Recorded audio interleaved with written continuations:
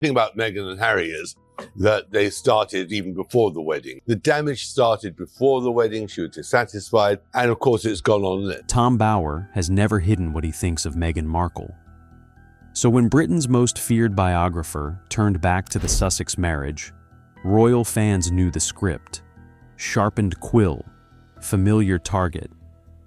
Then he said something nobody had queued up for, and the comment sections that usually cheer him went oddly quiet. Because the person Bower holds responsible is not the one his own audience came to hear about. He is not alleging a betrayal. He is alleging something slower, colder, and far harder to argue with. The theme is, of course, they broke away 5 years ago. The story really now is about their decline, about the desperation. So who does Tom Bower actually blame? And why did that answer unsettle the very people who agree with him? The man who picks the locks. Start with why the claim carries weight at all. Because with Bower, the source is half the story. He is not a celebrity gossip writer. He trained as a barrister before becoming an investigative journalist, and his subjects have tended to be people with expensive lawyers. Robert Maxwell, Mohammed Al-Fayed, Simon Cowell, Richard Branson, Tony Blair. None of them successfully sued him. That matters for a practical reason. A Bower book passes through publishers and libel lawyers before it reaches print, because British publishing houses do not gamble on claims they expect to defend in court. But a book and a television interview are not the same object. The claim at the center of this story did not arrive inside a lawyered manuscript. It arrived in conversation, in the loose form where a biographer's evidence and a biographer's interpretation sit side by side and sound identical. I think that's what the Invictus Games, which is this very splendid competition for wounded. Bower has also been openly candid that he is not neutral.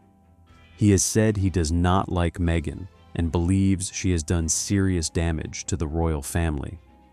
He has said that when he approached her circle for his research, dozens of emails went unanswered. A biographer telling you where he stands is more honest than one pretending he stands nowhere.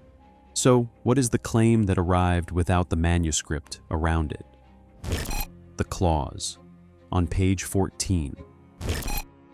Bower has described a prenuptial agreement between Prince Harry and Meghan, not in general terms. He has given it an address. Page 14, clause 7. He has said Harry signed it without fully understanding what it committed him to, and that this single provision would explain a run of decisions that have puzzled royal watchers since 2020. The specificity is the persuasive part.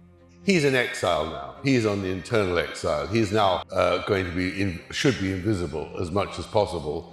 Vague suspicion sounds like opinion. A page number sounds like a photocopy.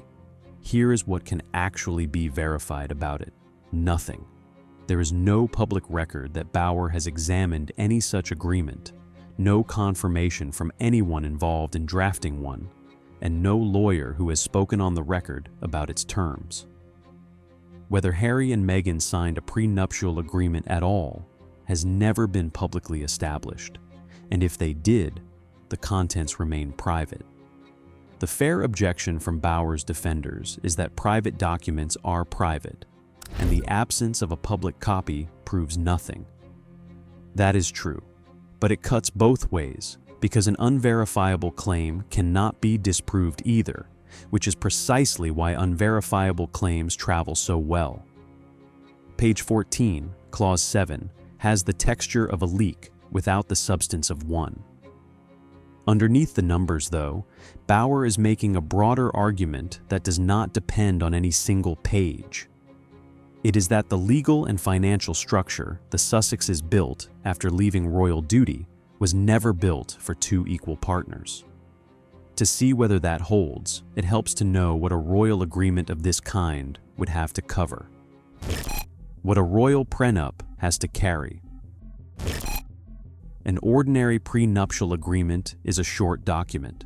It lists what each person brings into the marriage, sets out how property would be divided, and sometimes addresses spousal support. Royal marriages are heavier because they carry titles and status that no private contract controls. The precedent everyone reaches for is Diana. After her 1996 divorce, she kept the title Diana, Princess of Wales, but lost the style Her Royal Highness, which showed that a royal separation is a renegotiation of standing rather than a simple division of assets. Harry and Meghan added a second legal system on top of that one. They live in California, a community property state, where income earned during a marriage is generally treated as shared, regardless of whose name sits on the contract. Media deals signed after 2020, production revenue, brand ventures launched while married. Meghan and Harry's crisis, completely of their own making, is they have no major projects, no major money earners. All of it falls inside that framework, unless a private agreement says otherwise, which is the hinge and the part nobody can check. The next section is where the numbers stop being private, because the figure everyone remembers about this couple was never the figure they were paid, and the gap between the two is what set the rest of this in motion. The $100 million that never was. In 2020, the Netflix deal was widely reported as being worth up to $100 million. That phrase, up to, did most of the work and almost none of the reading. Industry reporting has consistently described that figure as a ceiling rather than a payment. What the couple actually received depended on completed productions and contractual milestones. Some were met. The documentary series was made. Meghan's lifestyle programming went ahead. Others were not. The animated series Pearl was canceled before production, and several announced projects never materialized at all. Bauer's reading is that the partnership ultimately generated far less than the headline implied. That is an inference, not a disclosure. Netflix has never published what was paid, and neither has Archewell, so the true figure remains unknown to everyone outside those rooms. What is documented is the direction of travel. The Spotify arrangement ended after a single podcast season. Harry's memoir, Spare, sold in enormous numbers on publication in 2023, and the run of follow-up titles that publishing observers anticipated did not appear. The counterweight deserves stating plainly. An income falling from extraordinary to merely large is not poverty, and commentators who describe the Sussexes as broke while also describing their 9-bedroom Montecito house are having it both ways. Some of those same commentators have asserted that the property carries multiple mortgages, but that is a claim made in commentary rather than anything shown in public records, and it should be treated as an assertion, not a fact. Still, a business model built on joint ventures had lost its two largest pillars, and around that same point, the names on the paperwork started to change. The pivot to her own name. From 2022 onward, the public record is not disputed. Only its meaning is. Meghan's partnership with Lemonada Media was announced as a solo venture. Her children's book, The Bench, was published as her own project. Trademark filings and business announcements followed for a lifestyle brand that eventually launched as Ever. She created business entities tied to her personal ventures that sat outside Archewell. She is an agent of destruction. She's an agent of constantly seeking to promote herself. The organization the couple established together. She began appearing at business meetings and promotional events without Harry beside her. Bauer reads this as a deliberate campaign to build an independent commercial identity, one that would outlast the marriage. He has also argued that her earlier divorce from the producer, Trevor Engelson, whose negotiations stayed almost entirely private, taught her to approach contracts with unusual care. People who have worked with her have described her as detail-oriented on business decisions, which is documented as a professional impression rather than evidence of intent. This is where interpretation outruns record.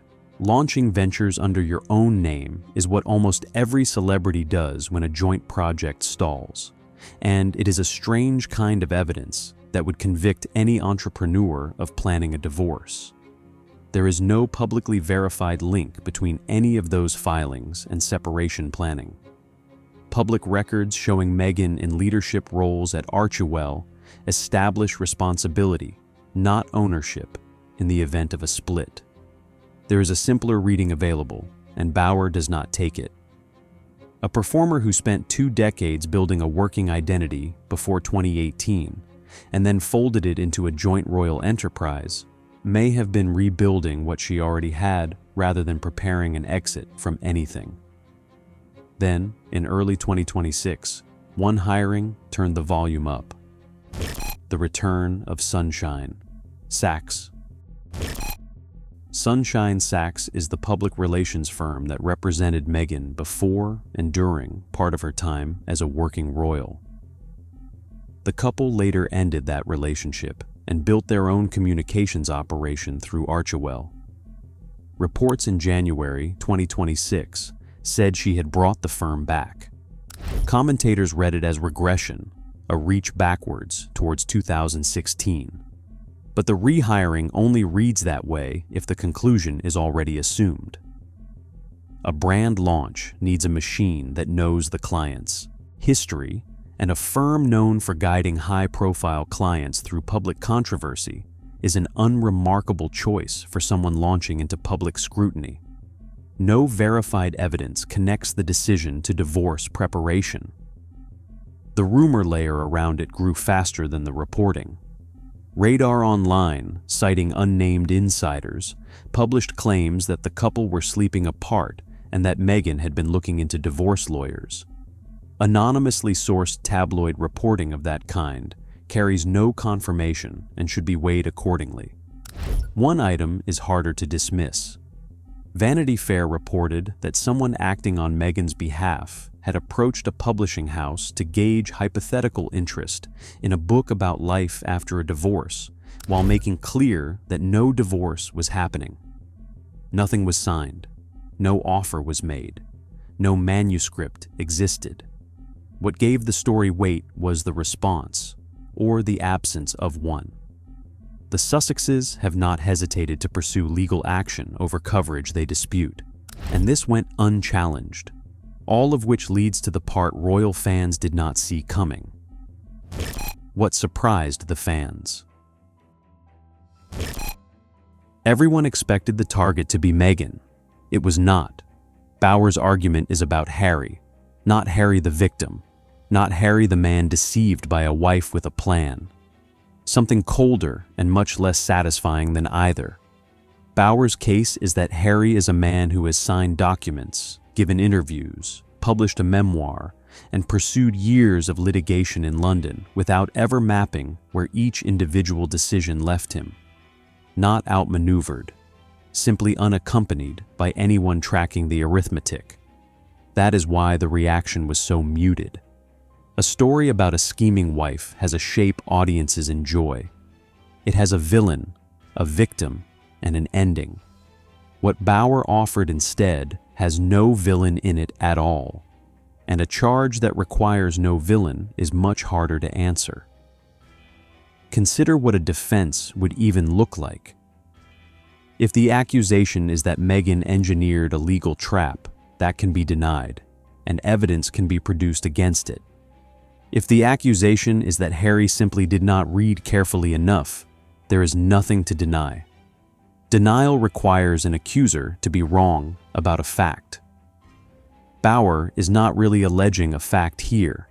He is alleging a habit. The support he offers is impressionistic rather than documentary. He has pointed to Harry's visibly emotional appearances during his London court cases as a sign of pressure. That is an inference drawn from a man's face, and no independent evidence links those moments to the state of his marriage. He has argued that if the marriage ended, California law and any private agreement would shape the outcome, and that custody would be decided by a court weighing the children's interests, rather than either parent's title, which is a description of ordinary Californian family law, rather than a revelation about this couple. None of the specifics survive verification. There is no confirmed clause, no confirmed amendment, no filing by either party, no documented restructuring of accounts. What survives is the shape, deals that under-delivered against their headlines, a brand increasingly built under one name, a firm rehired, a book quietly floated, a silence left hanging where a legal letter might have gone. Bauer did not prove the document. He described the pattern around where a document like that would sit and asked his readers to notice the outline. It only requires one person to have been moving faster than his own paperwork. That is the image the whole argument rests on, not a betrayal. A signature given quickly, in a good mood, in a year when the money still looked infinite, by someone with no particular reason to read the middle pages twice. Whether that image is fair is a separate question from whether it is proven, and it is not proven. The investigator who unpicked Maxwell and Al-Fayed is, this time, working without the paper.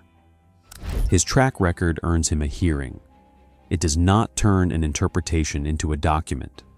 If you want more royal breakdowns, wade this carefully, subscribe, and tell us in the comments, is Tom Bauer uncovering a real story here, or joining dots that were never joined?